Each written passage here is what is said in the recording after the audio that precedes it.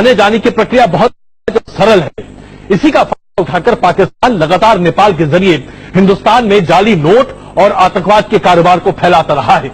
अब चीन की सरपरस्ती जैसे जैसे नेपाल में बढ़ेगी, आप सोचिए चीन और पाकिस्तान नेपाल का इस्तेमाल कर हिंदुस्तान में कैसे जहर घोलेंगे। क्या इसके बारे में आप अंदाजा लगा सकते हैं? मोदी सरकार को अब फौरन कार्रवाई करनी होगी। हम जरा भी पीछे हटे तो यकीन मानिए हम एक बहुत बड़े विस्फोटक स्थिति को निर्मित कर रहे हैं, जिससे संभाल पाना हमारी सरकारों के लिए नामुमकिन हो जाएगा।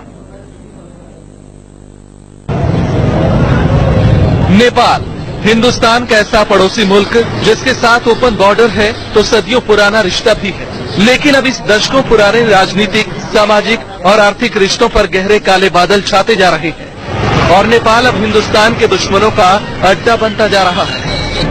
नेपाल की खुली सीमा पाकिस्तानी आतंकियों के लिए मुफीद साबित हो रही है।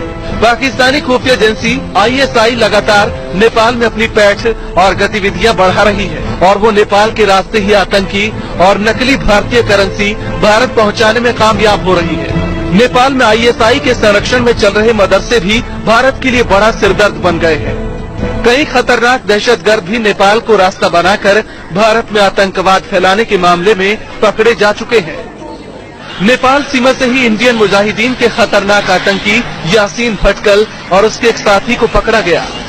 नेपाल के बिगड़े हालात का फायदा उठाकर चीन भी भारतीय अर्थव्यवस्था और सुरक्षा में सेंध लगाने की लगातार कोशिशें करता रहा है। चीन की कोशिश है कि पाकिस्तान की तरह नेपाल भी उसके इशारों पर नाचे। अभी की सरकार रही, बहुत दिन रह गई माओवादी के प्रभाव में, तब हो सकता है। पाकिस्तान तो खुद कोशिश कर रहा है वहां पर और जब जाने के लिए, और उसकी मदद ले रहा है चाइनीज की। चाइना के ज्यादा आसानी के पाकिस्तान की मदद करे भारत पर अंकुश डालने के लिए। चीन भारत के खिलाफ रणनीति के तहत नेपाल को रेल से जोड़ने के लिए सुरंग तक बना रहा है, जो तिब्बत को सीधे नेपाल की राजधानी काठमांडू से जोड़ सकती है। चीन की नेपाल में एंट्री भारत को घेरने की उसकी साजिश का हिस्सा है।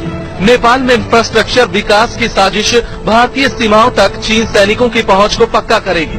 नेपाल चीन के बीच रेल संपर्क की बहाली भी सिलीगुड़ी कॉरिडोर पर खतरा बढ़ाएगी, क्योंकि यही एकमात्र कॉरिडोर है जो पूर्वोत्तर को भारत से जोड़ता है। नेपाल में चीन की मौजूदगी का अर्थ है कि भारत के अलगाववादियों और माओवादियों तक उसकी पहुंच बढ़ जाएगी। साथ ही भारत नेपाल सीमा पर भी वो लगातार सुरक्षा संबंधी समस्याएं पैदा करेगा। नेपाल में मधेशी आंदोलन के दौरान चीनी अधिकारियों ने सोनौली बॉर्डर का दौरा किया था।